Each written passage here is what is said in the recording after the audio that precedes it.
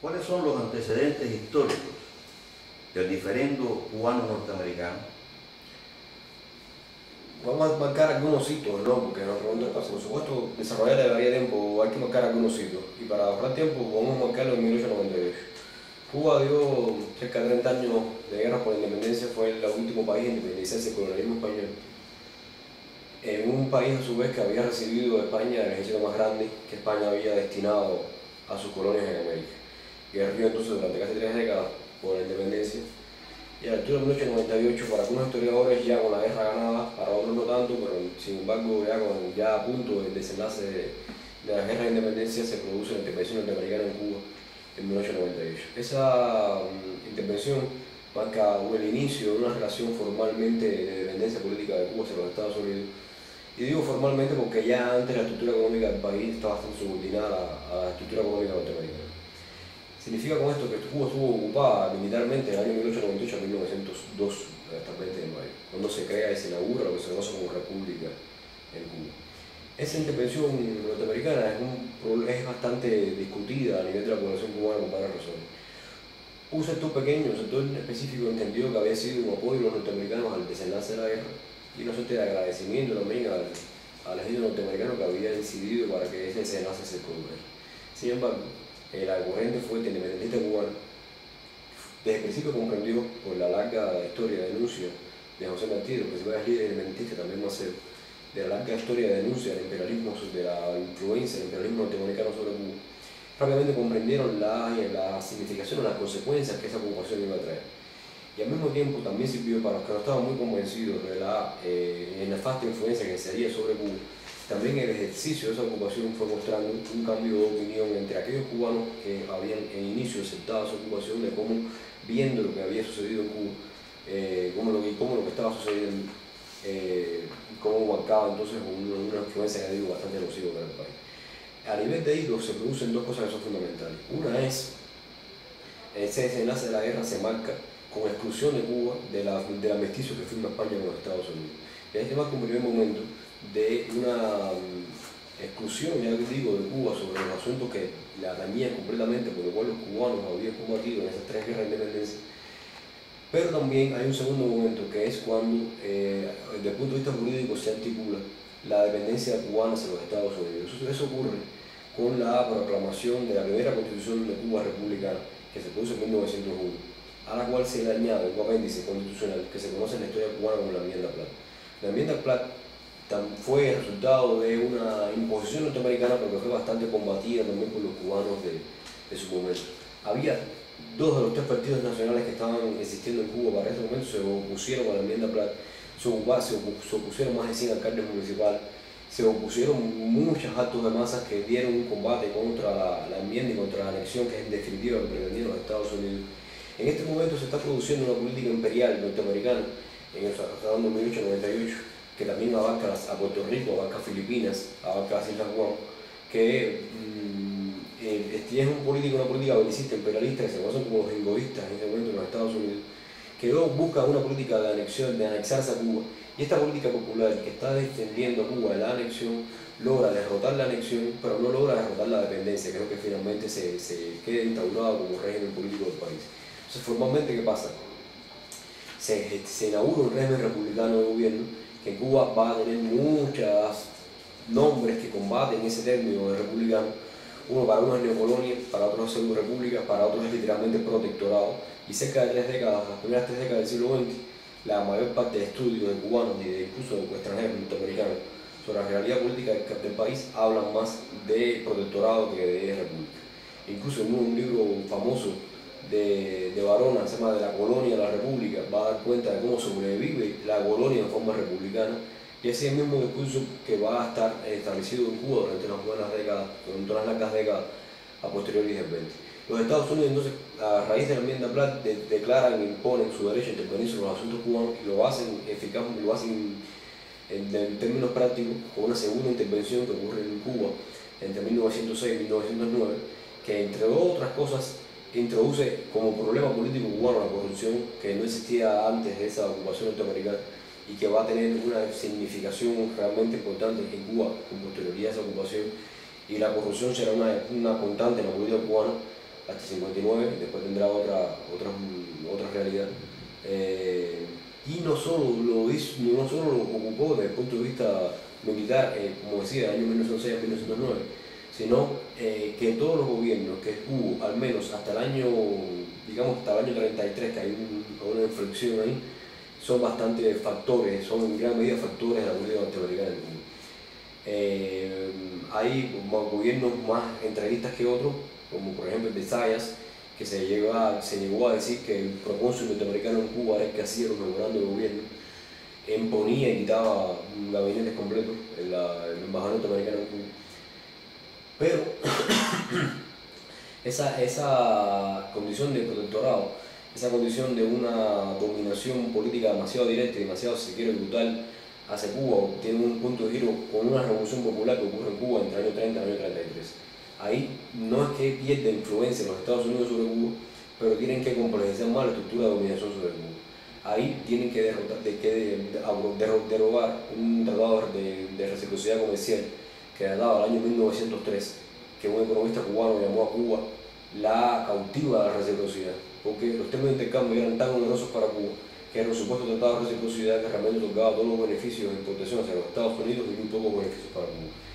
Al calor de esta revolución popular y al calor de un giro nacionalista que da la política cubana en esos años, de 33 en adelante, ellos tienen que, los norteamericanos derogan ese tratado del 3 y crean uno nuevo a la altura del año 34, que es igual muy lesivo, muy doloroso para los intereses cubanos, pero que ya marca alguna diferencia respecto a aquel tan tremendo, tan brutal, ¿no?, que se había aprobado en el año 13. Tengo que sintetizar, la historia de los Estados Unidos hacia Cuba fue una historia entonces, primero, de dominación económica sobre Cuba, de ella apropiándose de la estructura económica del país, y después de dominio político estricto sobre el país a la altura de 1898, y después de asegurarse los mecanismos políticos para una ocupación militar en un caso, u ocupación y dominación política en otros. Esto es importante comprenderlo porque se plantea el diferendo de Cuba con los Estados Unidos posterior al 59, con un problema surgido únicamente de la revolución y surgido únicamente de la radicalidad revolucionaria que llevó a ese diferendo.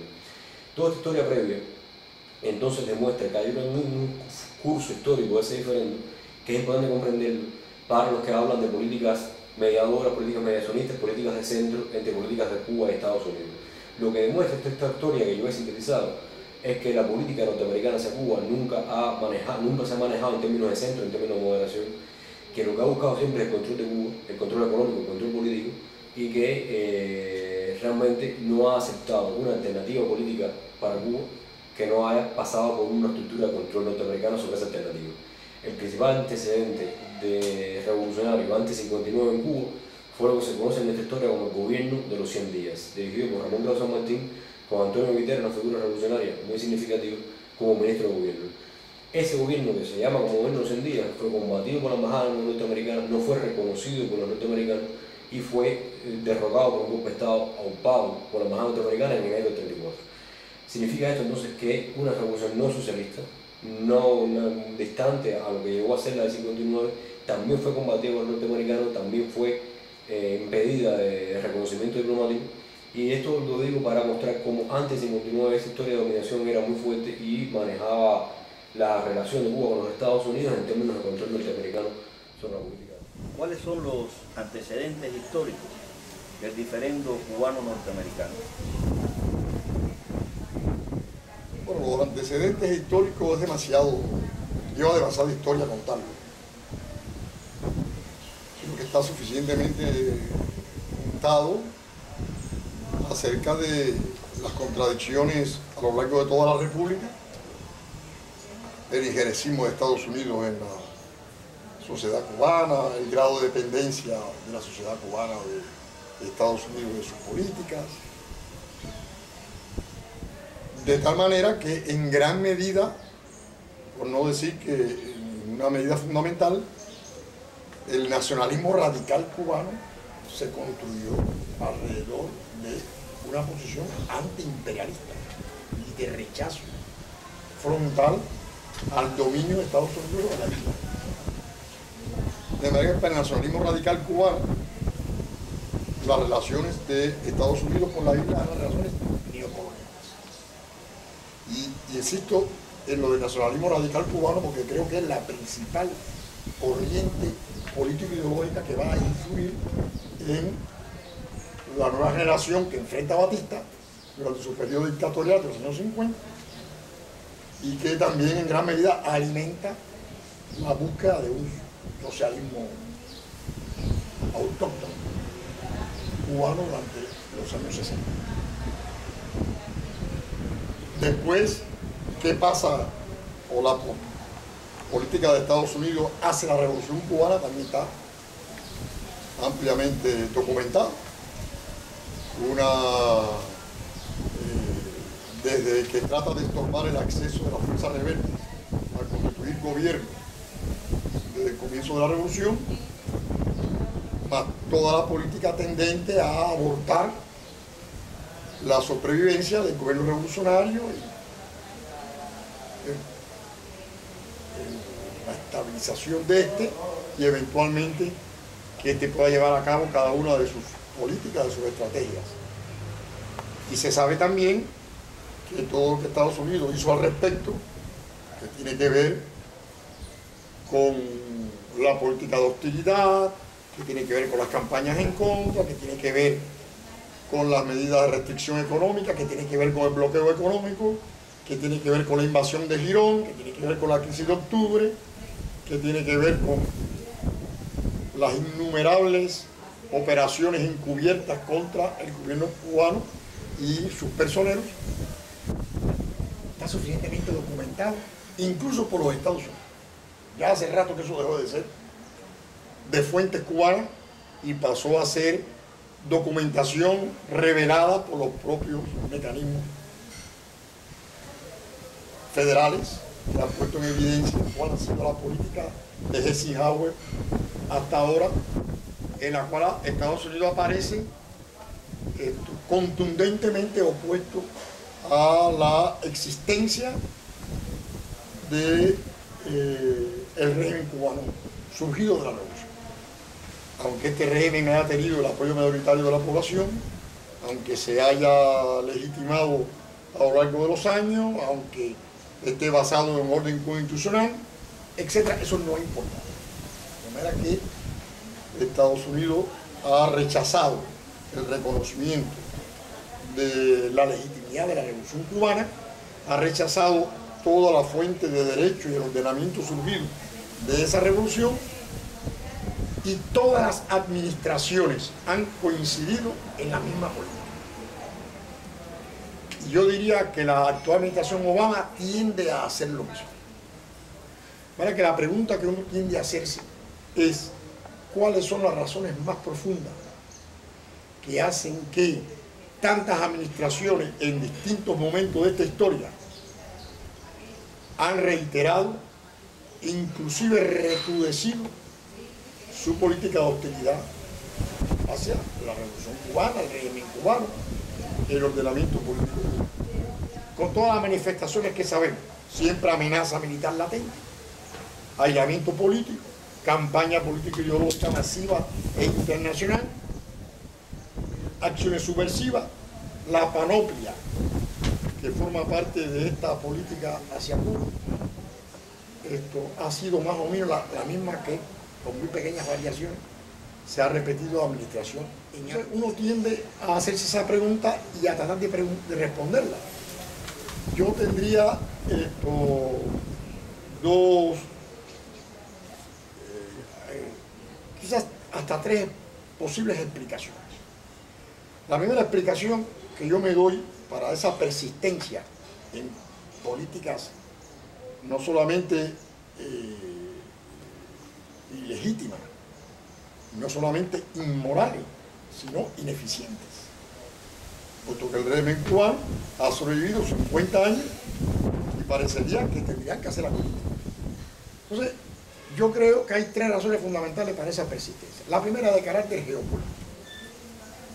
Una administración norteamericana dura 4 años, a lo sumo 8, y nunca más regresan esos personajes.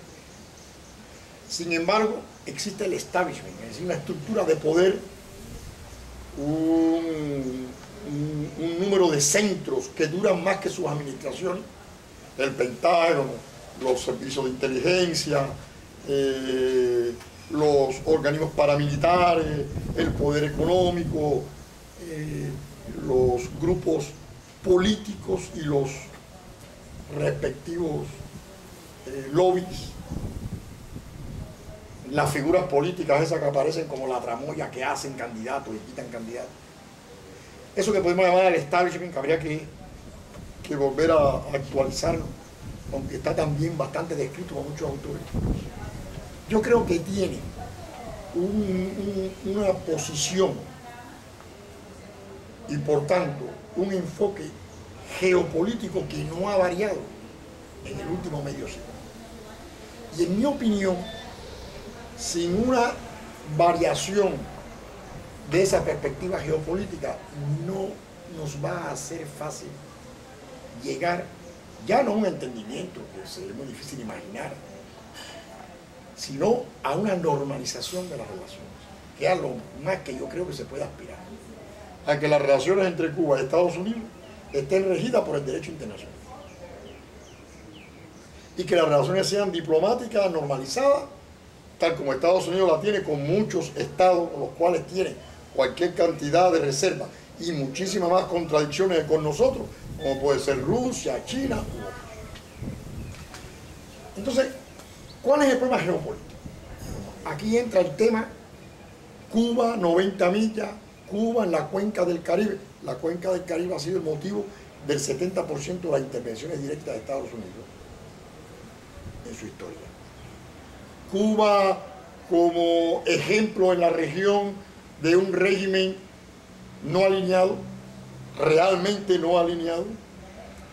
Cuba como el ejemplo de que se puede tener una alternativa de sociedad por fuera del visto bueno de Estados Unidos, etc.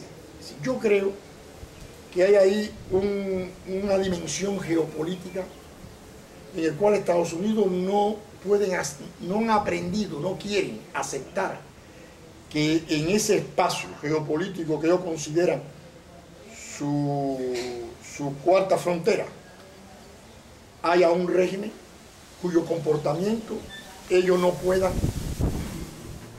¿Cuáles son los antecedentes históricos del diferendo cubano-norteamericano? Mira, ese es un tema más viejo que Matusalén. Si eso realmente no comenzó en el año 59, ni empezó en el año 61 cuando se declara el carácter socialista de la Revolución Cubana. Yo creo que los antecedentes hay que buscarlos en las raíces mismas del imperialismo norteamericano. ¿Y qué simbolizaba Cuba y qué sigue simbolizando Cuba a los intereses hegemónicos y expansionistas que fue el origen de la nación norteamericana? Es decir, ellos no solamente logran la independencia de las 13 colonias y se crea la Unión Americana, como lo llamaron, sino que inmediatamente comienza el proceso expansionista. Y este proceso expansionista tuvo un basamento, yo no sé si llamarlo ideológico o filosófico, que es lo que da origen precisamente al diferendo Cuba-Estados Unidos. En épocas tan lejanas como a principios de 1800, es decir, a principios del siglo XIX, Estados Unidos enarbola la teoría dentro de aquella filosofía del destino manifiesto, de que Cuba, incluso en una frase célebre de un presidente norteamericano, de que Cuba como una fruta madura caería del dominio español, del árbol de España, y tendría que caer necesariamente en manos de Estados Unidos. Hecha esta formulación, que trata de convertirse en una doctrina, la doctrina Monroe, de América para los americanos. Claro que los Estados Unidos nos han robado hasta el carácter americano. Cuando dicen americano se refieren exclusivamente a Estados Unidos. Lo demás no es América, excepto Estados Unidos. Si uno analiza la primera convocatoria de la primera conferencia panamericana, que Martí como periodista cubrió y tiene artículos geniales que publica principalmente en el diario La Nación de Argentina, nos damos cuenta las proyecciones de dominación de todo el continente que tenía Estados Unidos. Y ahí nace el diferente. ¿Por qué Cuba en esa época no cae en manos de Estados Unidos? La correlación de fuerzas no le era muy favorable. Era un enfrentamiento no solamente contra España, sino también contra Inglaterra y Francia, que tenían intereses coloniales en la región. Posteriormente, cuando la guerra civil, incluso ellos son los que propician una corriente política, que de esas corrientes políticas está vigente todavía en Miami, la mafia cubano-americana de Miami, que fue el partido anexionista. Incluso el hecho del desembarco de Narciso López en Cuba, pues Narciso López era un agente de los anexionistas norteamericanos.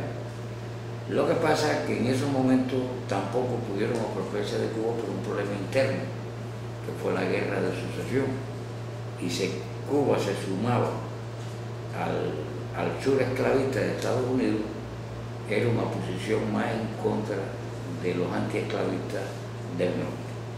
Pero es diferente, hay que buscarlo ahí, es decir, es un interés que ellos tienen por la posición geográfica de Cuba en primer lugar, no por gusto le llaman la llave del Golfo. Cuba está en una ubicación privilegiada en el trasiego entre el norte y el sur de las Américas, por el Atlántico.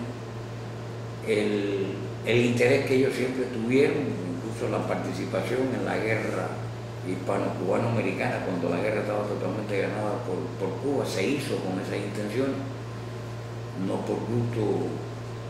Cuando se vieron obligados a tener que darle la pseudo-independencia a Cuba, que era una república de caricatura, le impusieron la enmienda Platt, que es una vergüenza realmente, y eso históricamente sigue siendo así.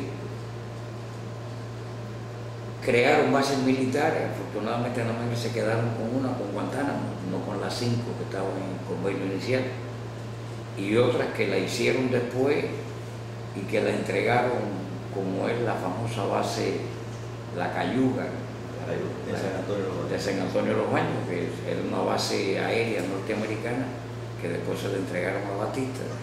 Era más fácil quitarse a Batista que quitarse a los yanquis. Pero es diferente, hay que buscarlo ahí, es decir, se ríe por esa apetencia de dominación colonial que siempre ellos han tenido sobre Cuba. Yo creo que esa es la esencia del problema del diferendo. Ese diferendo sirve de marco después para la agudización de los enfrentamientos Cuba-Estados Unidos cuando la revolución triunfa y se conquista por primera vez la plena independencia y la plena soberanía del país, cumpliéndose con el ideal martiano y los próceres que hicieron la guerra más larga que tuvo el continente americano por su liberación, que en el caso nuestro hubo que esperar hasta el 1 de enero del 59 cuando triunfó la revolución. Pero el origen del diferendo está ahí, no está en otro lugar.